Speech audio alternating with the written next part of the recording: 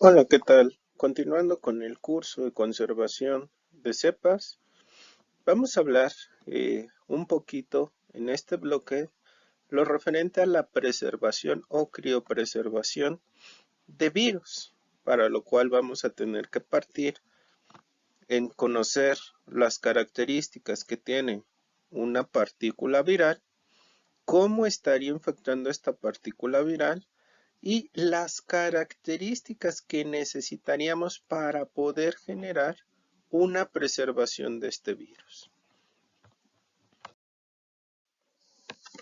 Ok, iniciando este bloque, pues necesitamos comprender, saber, o por lo menos identificar a grandes rasgos qué son los virus.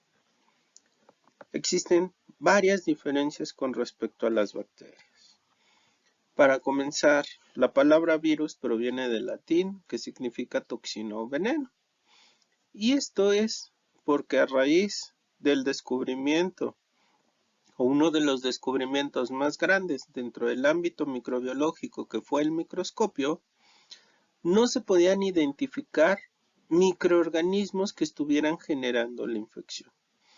Esto, pues, se pensó en ese momento que se podría deber a componentes que estaban liberando ciertos microorganismos y que estos eran los que estaban generando la destrucción o daño. Por ello se acuñó este término. Conforme fue pasando el tiempo, se fueron identificando varias características, las cuales ahora sabemos que un virus es intracelular obligado, a diferencia de algunas bacterias o algunos hongos que no necesariamente necesitan ingresar a la célula para infectar. Otro punto importante que se ha ido descubriendo dentro de estos microorganismos es que no generan rutas metabólicas, por lo cual no requieren de energía, a diferencia de las bacterias o los hongos. Este punto es importante porque nos hace visualizar entonces la característica que realmente tiene la partícula. Y esta partícula, o también conocida como virus, es muy sencilla, muy simple. La principal característica que tiene es un material genético que va a codificar específicamente para un porcentaje alrededor de un 30, un 40% de este material genético se asocia a proteínas que le van a dar su estructura y cerca de un 60 a un 70% se asocia a proteínas que se consideran como no estructurales, pero que son las que van a utilizar la maquinaria de la célula infectada para que se multiplique esta partícula viral. Este material genético que tiene el virus va a ser DNA o RNA. Ninguna partícula viral puede tener los dos materiales genéticos.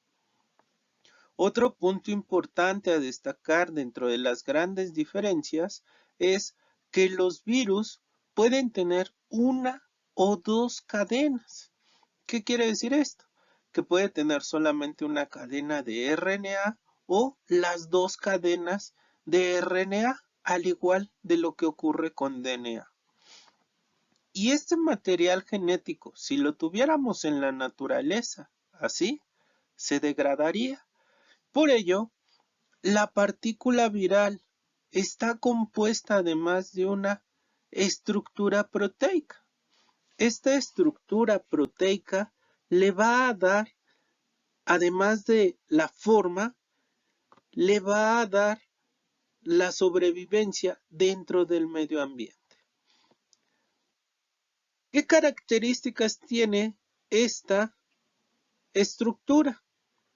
Esta estructura generalmente está hecha a base de componentes altamente proteicos, los cuales resisten en cierto grado los medios externos, como cuáles cierto porcentaje de temperatura, cierto porcentaje de humedad y esto hace que la partícula no muera bajo temperaturas ambientales, dándole un mayor porcentaje de sobrevivencia a la partícula viral para que pueda infectar.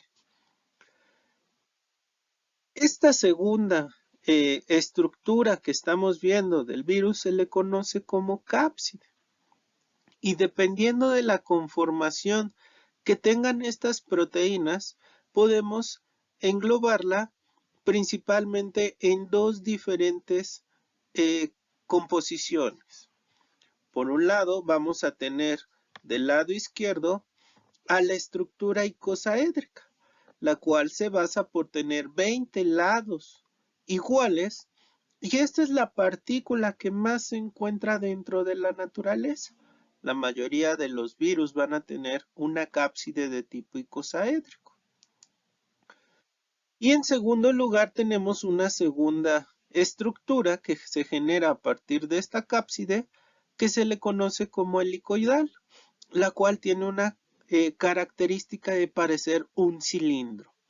Estas dos estructuras recubren el material genético y pueden o no tener una tercera estructura. La tercera estructura que puede estar asociada a estas partículas virales es la envoltura. Y esta envoltura principalmente se basa en la capacidad que tiene el virus de poder absorber pared de la célula que infecta. ¿Cómo es esto? Al ser un virus intracelular obligado, el material genético que tiene, dependiendo de lo que sea, si es DNA va a tratar de irse al núcleo, si es RNA va a tratar de irse a retículo endoplásmico, a ribosomas para tratar de hacer síntesis proteica en cualquiera de los dos casos, y a partir de ahí un porcentaje de las proteínas van a conformar la estructura de la cápside. Otro porcentaje de las proteínas puede llegar a quedarse anclado dentro de la pared de la célula eucariótica que está infectando. Con ello, cuando sale expulsada o liberada la partícula viral, se puede llevar este fragmento de pared celular en la célula que acaba de infectar, generando una segunda capa protectora. Los virus envueltos, como podemos ver en el cuadro de abajo, van a tener una doble capa que va a cubrir el material genético. Esto le va a dar mayor ventaja porque va a estar más protegido el material genético. También le va a dar una ventaja de que al llevar una segunda capa similar al de la célula infectada, va a poder evadir en cierto grado mecanismos de respuesta inmunológica, principalmente mediados por procesos inflamatorios. Esa característica le da, evolutivamente hablando, más sobrevivencia a los virus envueltos. Dentro de los principales puntos asociados a la diferenciación entre estos dos, vamos a ver que la gran mayoría de las partículas virales que se asocian a infecciones en humanos van a ser envueltos y van a tener cápside de tipo icosaédrico. ¿Qué es lo que van a tener de diferente? El material genético.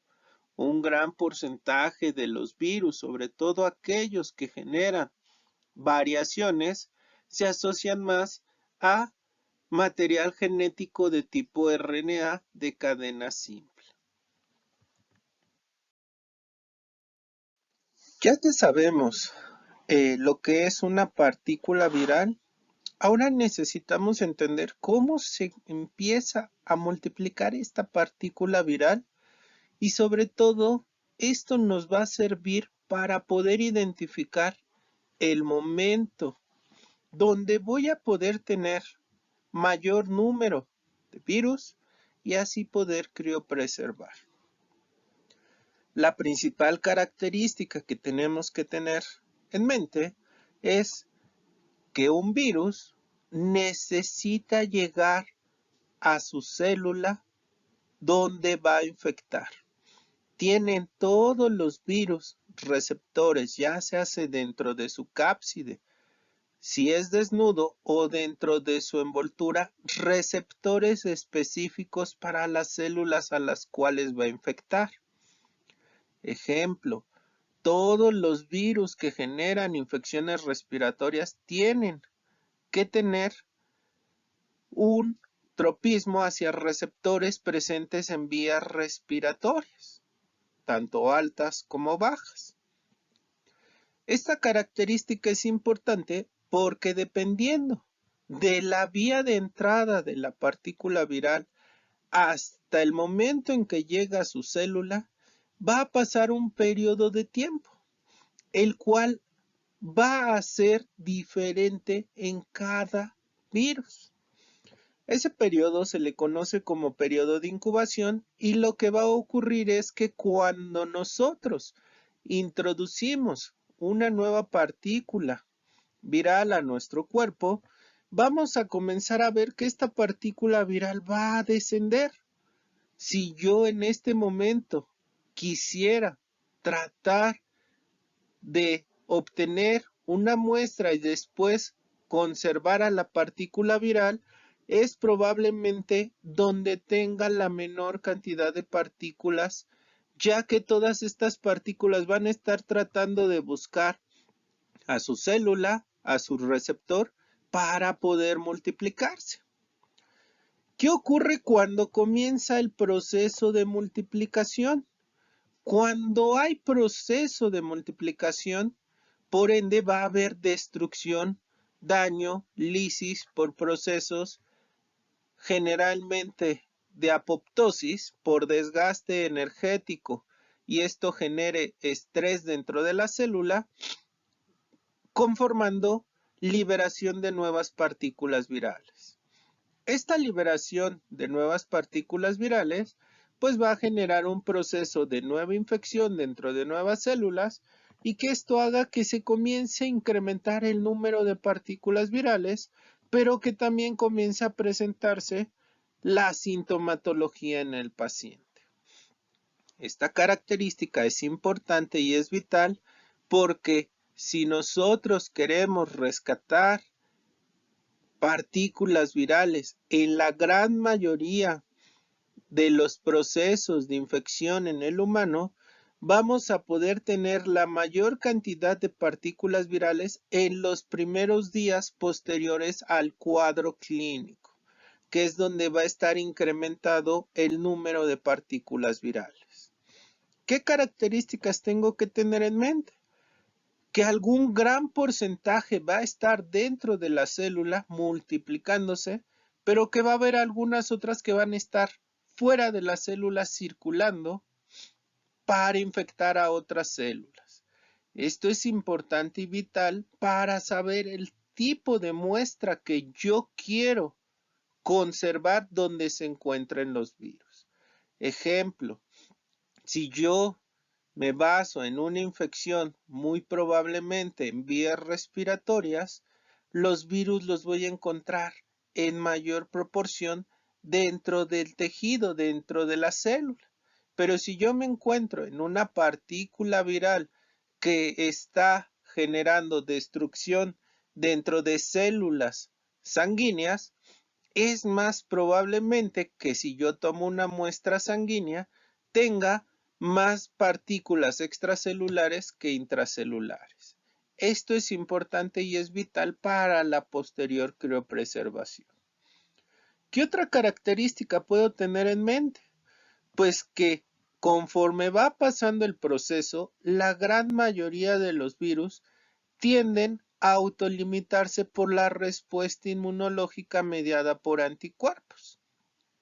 Y entre más días vayan pasando en los procesos, va a ser más difícil la obtención de partículas virales. Con ello vamos a tener menor cantidad de forma extracelular y en algunas situaciones también se eliminarían por completo las partículas que estén dentro de las células.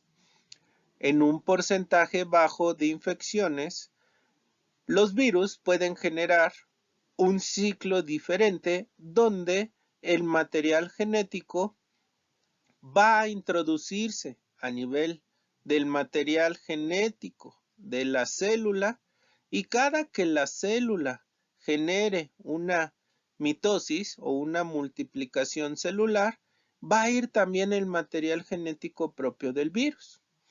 Esto hace que tengamos dos diferentes tipos de ciclo dentro de la destrucción de la célula, un ciclo lítico y un ciclo lisogénico. El ciclo lítico se basa en la destrucción o liberación de nuevas partículas virales y el ciclo lisogénico se basa en que se resguarde el material genético, no destruya partículas virales y no sea destruida la infección. La mayoría de los microorganismos, en este caso virus, que generan ciclo lisogénico, van a producir cuadros crónicos.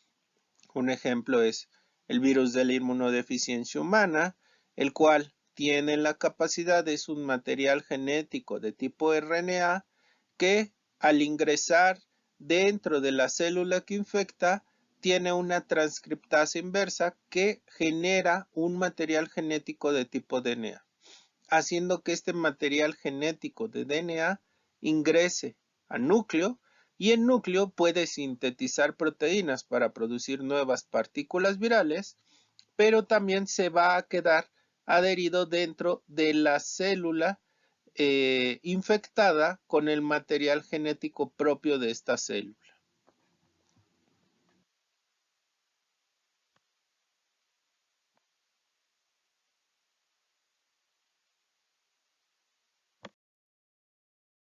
Bueno, teniendo en cuenta o en mente las características de cómo vamos a tener la multiplicación del virus, ahora sí vamos a partir de lo que es la preservación de estos. Y para ellos tenemos que tomar en cuenta tres grandes factores. En primera instancia, el sitio anatómico donde se encuentra multiplicando el virus, ya que a partir de ahí necesitamos tratar de visualizar la mejor muestra para la extracción de este microorganismo. Esta característica nos va a hacer identificar si proviene o el virus está multiplicando en un sitio anatómico estéril o no estéril. La gran diferencia o la gran característica que tenemos que tener aquí es que para poder criopreservar microorganismos virales a partir de sitios anatómicos no estériles, tengo que destruir la microbiota que puede estar ahí. Con lo cual, casi siempre se sugiere la adición de algún antibiótico de amplio espectro o también se puede ingresar o adicionar un antifúngico. Esto es para que aumente el periodo de vida de esta muestra dentro de la criopreservación. Tenemos que tener en cuenta también el tipo de virus, si es un virus desnudo o si es un virus envuelto, ya que la principal característica es que esto nos va a determinar la temperatura de almacenado y sobre todo la característica vital de cuál puede llegar a degradarse con mayor facilidad. Si a un virus yo le quito su última capa, el virus ya no sirve. Y aquí entraría una característica importante. Los virus desnudos generalmente tienden a resistir más la destrucción porque los componentes proteicos son propios del virus. Esto hace que los virus desnudos puedan resistir más tiempo en el medio ambiente, puedan resistir más a agentes químicos o agentes físicos para su degradación. En los virus envueltos, que mencionábamos que eran los que más se encuentran en la naturaleza y que son los que más generan infecciones en los humanos, al tener dos capas tienen la desventaja de que la segunda capa, que es la que obtiene a partir de la célula que infectó, si se rompe, ya no sirve ese virus. Y esta capa, como es a partir de una célula, pues va a generar una destrucción más rápida. Por ello, los virus envueltos van a generar destrucción en menor tiempo dentro del ambiente o inclusive van a poder ser destruidos con cualquier agente químico o físico, como cuáles, pues con cloro, con alcohol al 70%, y los virus desnudos van a poder soportar más esta destrucción con cloro o con alcohol. ¿Qué tengo que tener en cuenta de la partícula viral? El tipo de ciclo. Si es un ciclo lítico, va a haber destrucción. Las partículas virales van a estar por mayor periodo de multiplicación y esto va a generar que la respuesta inmunológica llegue con mayor velocidad. Por ello, los virus que generan ciclo lítico generalmente tienden a durar solamente días dentro del cuerpo.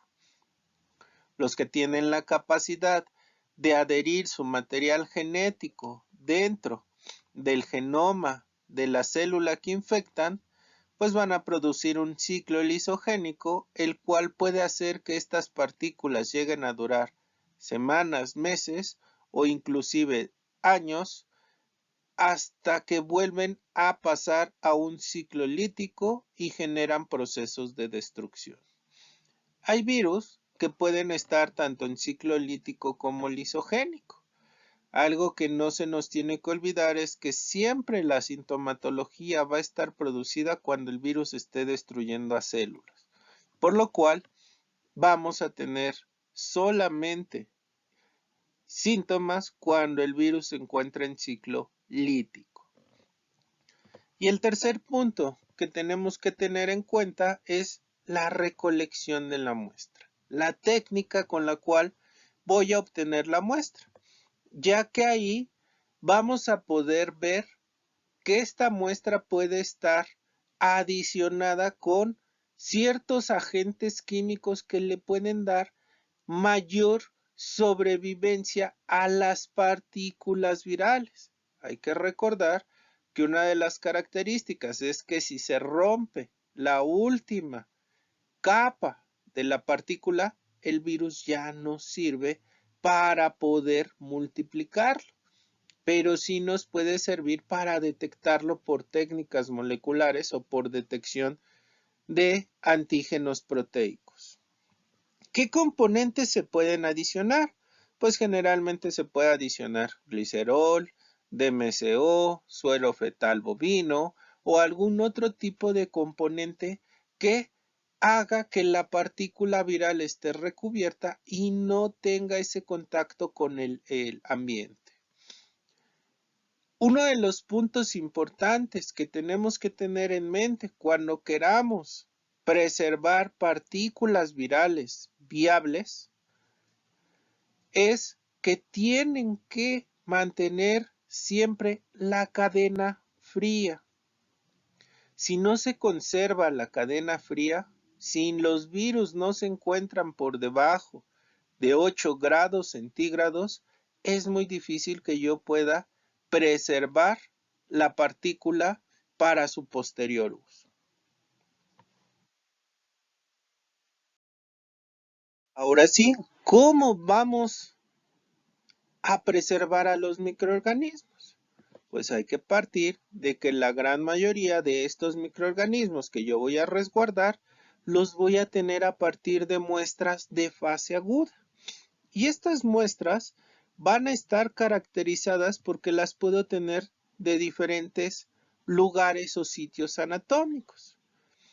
La gran mayoría de todas ellas tiene que estar transportada a temperatura de refrigeración, aproximadamente de 4 a 8 grados centígrados, pero va a haber algunas que dependiendo de los componentes también puedan ir a temperatura ambiente, como cuáles, principalmente cortes histológicos, a partir de biopsias o raspados, en los cuales me voy a basar solamente para la identificación de la partícula viral por metodologías microscópicas, por medio de tinciones. Si yo quiero criopreservar a partir de biopsias o raspados, tengo que transportarla de 4 a 8 grados centígrados. Las muestras que llegan con solución salina y dentro está la muestra con sospecha de virus, pues inicialmente se sugiere pasar a tubos los cuales puedan llegar a ser refrigerados. Estos tubos pueden ser crioviales de 1, de 2 mililitros o tubos tipo Eppendorf para que ustedes puedan resguardarlos con mayor facilidad dentro de los congeladores. A esta muestra se le puede adicionar principalmente glicerina o suero fetal bovino para que se pueda proteger esta última capa de la partícula viral y así puede estar con mayor capacidad de sobrevivencia y sea una partícula viable. Y esto es porque generalmente la solución salina, el agua, tienen un gran porcentaje de componentes líquidos, los cuales el agua cuando llega a su punto de fusión, que es a los 0 grados, va a generar una composición sólida y esta composición sólida va a hacer que comience a cristalizar. La solución salina tiene un gran porcentaje de agua y la cantidad de sales no es tan suficiente como para evitar esta cristalización. ¿Qué puede pasar con la formación de cristales? Pues que los cristales puedan llegar a destruir la última capa de la partícula viral. Por ello se sugiere adicionar otros componentes que traten de recubrir la partícula viral para así evitar la destrucción o la disminución de partículas virales viables por esta cristalización. Esto se ve reflejado cuando yo quiero volver a utilizar mi muestra. Si yo descongelo esa muestra y la vuelvo a llevar a una temperatura de refrigeración o temperatura ambiente para poder de nuevo utilizarla, voy a tener una disminución significativa en la cantidad de partículas virales que llega a tener esta muestra. Por ello, se sugiere adicionar este tipo de componentes para que la disminución a nivel de partículas no sea tan grande. En los casos de que la muestra llegue con un medio de transporte viral, pues ocurre lo mismo, tratar de resguardar bajo este tipo de tubos que son más pequeños y que son más fáciles de mantener dentro de del congelador. Aquí el medio de transporte viral ya cuenta con estos conservadores, como pueden ser principalmente suero fetal bovino, con lo cual ocurre un efecto de unión generalmente algunas partículas virales y esto va a hacer que cuando yo genere procesos de congelación-descongelación pueda tener más partículas virales viables. Esta característica es importante, además de que este tipo de medios de transporte también ya deben de traer un antibiótico para disminuir la proliferación de microbiota, sobre todo bacteriana, ya que las bacterias también llegan a sobrevivir procesos de congelación y al tener suero fetal bovino, la bacteria puede absorber los nutrientes de este suero fetal bovino, que puede tener albúmina, factores de crecimiento, etcétera, y proliferar la bacteria también generándonos destrucción de nuestra muestra.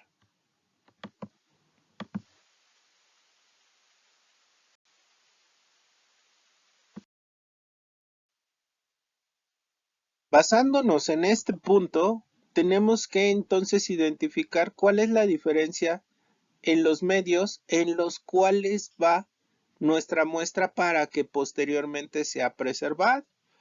Mencionamos dos a grandes rasgos. La solución salina, que es muy común, muy frecuente encontrarla en muestras biológicas, o el medio de transporte viral, el cual está generalmente enriquecido con suero fetal bovino y antibióticos. Esto hace que se tenga una mayor preservación de la partícula viral. Se recomienda procesos de congelación-descongelación como máximo 3 veces en un medio de transporte viral, ya que les mencionaba que va disminuyendo drásticamente el número de partículas conforme se va descongelando. En solución salina solamente se recomienda como máximo 2 veces, lo ideal sería una sola vez, ya que la degradación de partículas virales se incrementa drásticamente por este proceso de cristalización. Se recomienda preservar o criopreservar a las células o a la muestra infectada en temperaturas menores a 20 grados. Y en solución salina, sobre todo, se recomienda adicionar algún antibiótico o algún antifúngico para incrementar el tiempo de criopreservación dentro del congelador. ¿Cuál es la ventaja que tiene la solución salina? Que es barata, a diferencia del del medio de transporte viral, ya que al tener suero fetal bovino y al tener antibióticos, tiende a ser muchísimo más costoso. Y sobre todo de que la solución salina la encontramos con gran frecuencia dentro de laboratorios o dentro de hospitales. La desventaja es que forma cristales. Estos puntos hay que tenerlos en mente cuando yo trate de visualizar para qué quiero congelar a mi muestra.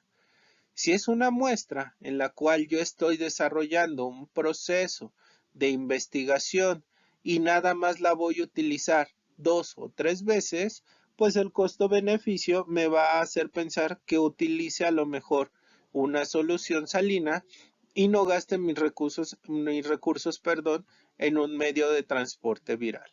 Pero si yo quiero conservar esta muestra por un periodo largo de tiempo para hacer un biobanco de virus, pues sí es recomendable tener un medio de transporte viral, ya que le va a proporcionar más herramientas para que el virus tenga, en este caso, mayor sobrevivencia.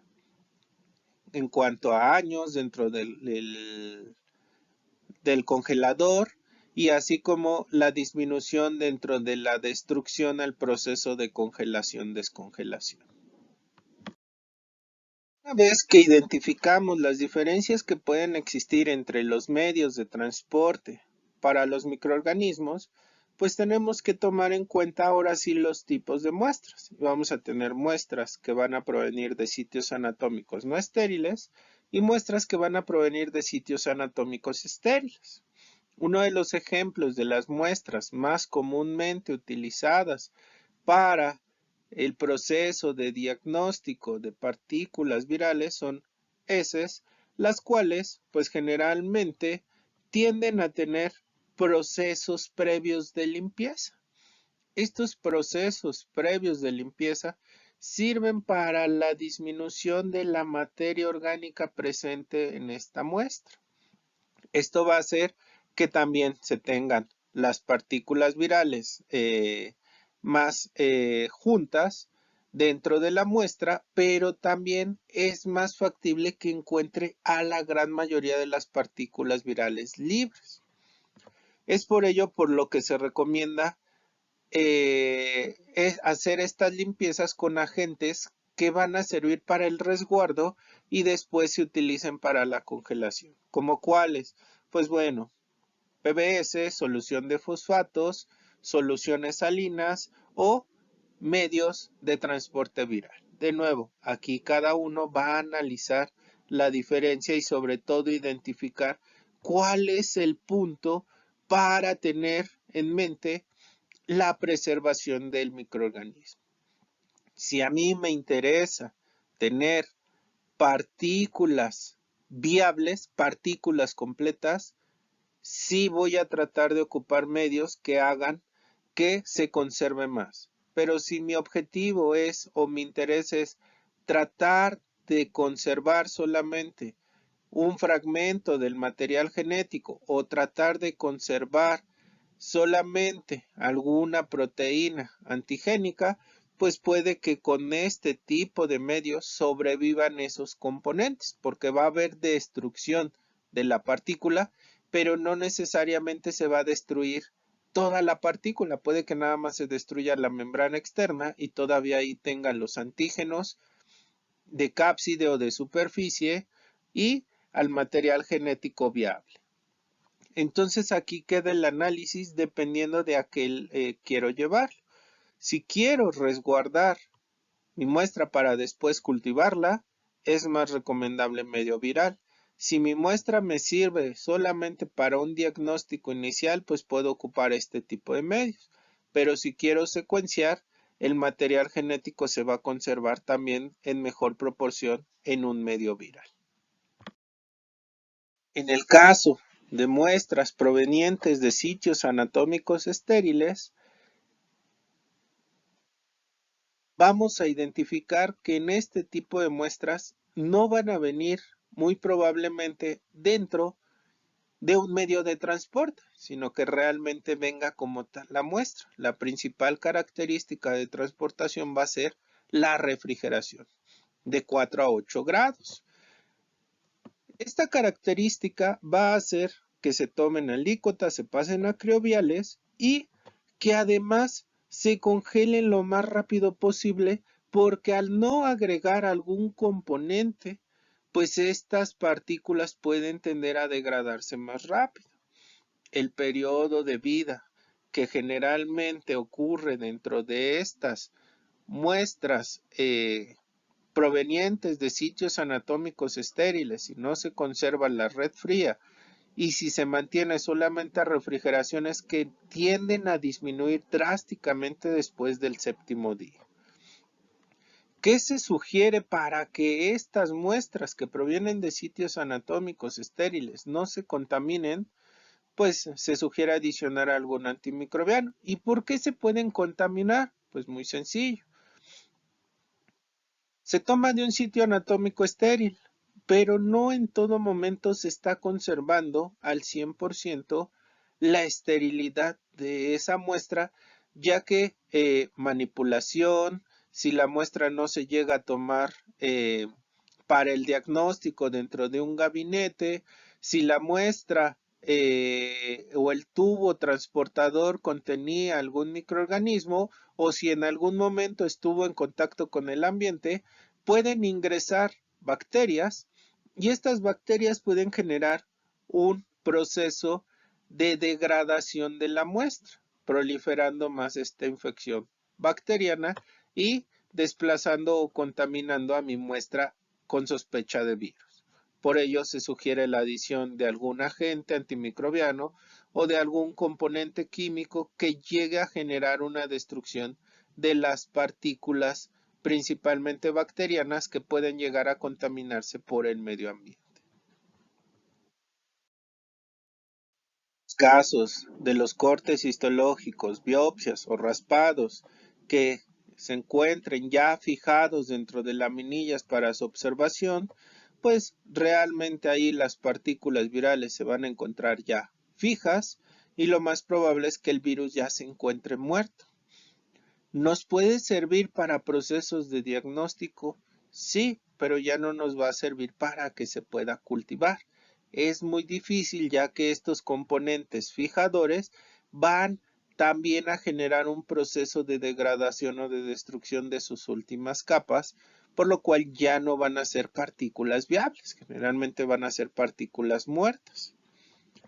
Principalmente en el caso de biopsias o raspados celulares, pues estos sí pueden provenir en solución salina, medio de transporte viral, para que puedan llegar a ser identificados. Y si llegan en esta solución y no están fijados, sí pueden servir para cultivo celular.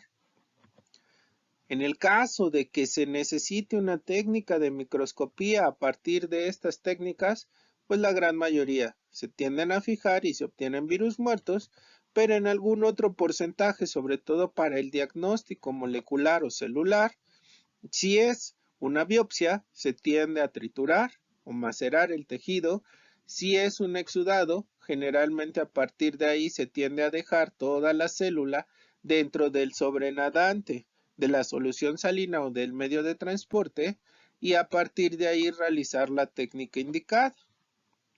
En el caso del triturado, macerado o raspado que vengan con solución salina, cuando se hace el triturado o macerado de estas muestras, pues se tiende a agregar un poco más de solución salina o de medio de transporte viral para que las partículas queden en el sobrenadante de estos medios y se utilicen a partir del raspado de células o de la biopsia solamente el sobrenadante donde ya se encuentran liberadas las partículas virales o las células que tienen dentro a la partícula viral. Si yo no las libero del hisopo con el cual hice el raspado o del tejido que está dentro de la biopsia, nunca voy a poder tener, aunque ahí estén las partículas, nunca voy a poder tenerlas libres para poder infectar a células o para poder diagnosticarlas. Una vez este sobrenadante que ya obtengo es el que puedo utilizar para el diagnóstico y para preservar por las técnicas que ya estuvimos viendo, principalmente congelación. En el caso de que se adicione medio de transporte viral, pues tiende a tener mayor durabilidad la muestra. En el caso de solución salina, pues se recomienda agregar algún tipo de antibiótico. Bueno, y ya para terminar este bloque, otra de las técnicas de preservación es a partir de un cultivo celular. Los virus, al ser intracelulares obligados, necesito células para poder multiplicarlos. Con ello, necesito cultivos de células. Existen diferentes tipos de cultivos de células. Generalmente, los más comunes son primarios, donde una muestra o donde un cultivo previo infectado con virus lo inoculo directamente en un animal, que puede ser un ratón, un conejo, un embrión de pollo, y después obtengo el órgano o el tejido donde infecté al microorganismo.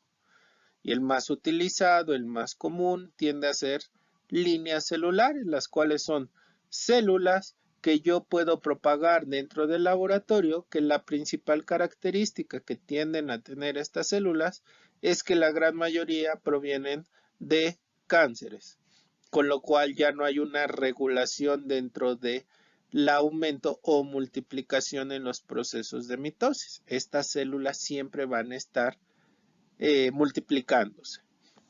Esa multiplicación pues me va a servir para que yo las utilice como las que van a ser infectadas por el virus. Por ello necesito el cultivo de estas células o un animal y a partir de ahí voy a inocular la muestra con sospecha de virus o que ya sepa que tiene virus. ¿Qué es lo que va a ocurrir?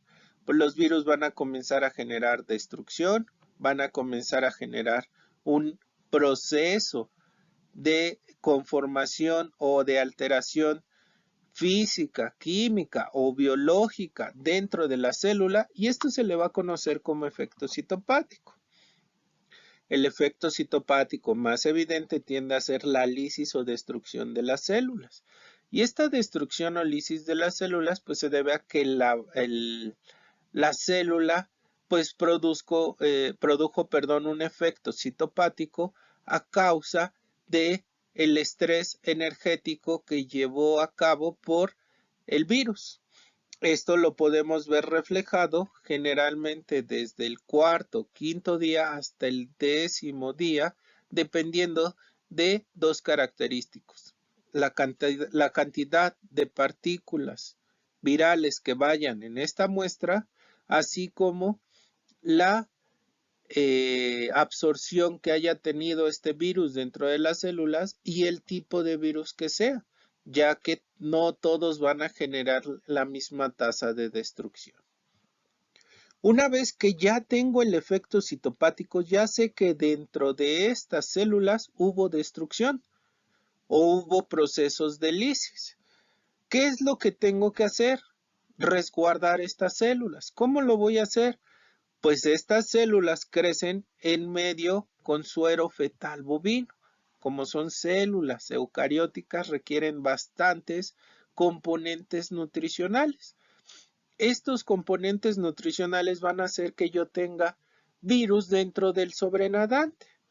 Este sobrenadante, junto con el raspado de todas estas células que generalmente se adhieren a plástico o a cristales por efectos o fuerzas de Van der Waals, yo las puedo raspar o hasta les puedo agregar un agente químico para que se desprendan y todas queden dentro del sobrenadante. Este proceso de tener a todas las células infectadas con el virus en el sobrenadante se le conoce como cosechar y generalmente se hace este proceso de cosecha de los cultivos de células infectadas con virus cuando estemos viendo un gran efecto citopático. A partir de ahí, este sobrenadante con virus, con células infectadas, se va a resguardar en crioviales y se va a congelar. Y otro porcentaje va a servir para la identificación de las partículas virales. Este proceso se lleva a cabo por técnicas ya sean moleculares o serológicas, principalmente para la identificación de algún antígeno o de alguna proteína que secrete el virus, ya que algunos virus tienden a generar liberación de proteínas de forma extracelular y que pueden llegar a ser identificadas por métodos inmunoenzimáticos. Y bueno, es así como terminamos este bloque dentro del curso. Espero y haya quedado clara la información. No olviden puntos importantes que tienen que tener en mente. Para poder mantener la viabilidad de las partículas virales, siempre hay que tener procesos de refrigeración dentro de la transportación y siempre mantenerlas por debajo de 20 grados. Por ello, el tema decía criopreservar, ya que los virus pueden llegar a mantenerse hasta menos 70 grados o hasta inclusive en nitrógeno líquido. Generalmente, la gran mayoría de los virus que se conservan en nitrógeno líquido tienden a ser virus que tienen altas cantidades de partículas. Estos generalmente se obtienen a partir de cultivos celulares, varios pases en cultivos celulares, y estos se les agregan otro tipo de componentes para que soporten más el proceso de ultracongelación, que aquí estamos hablando no menos 70, sino que pueden llegar hasta a los menos 140 en nitrógeno líquido, como cuáles componentes como DMSO que pueden resguardar y sobre todo conservar la partícula viral o estas células que se raspan que tienen dentro al virus.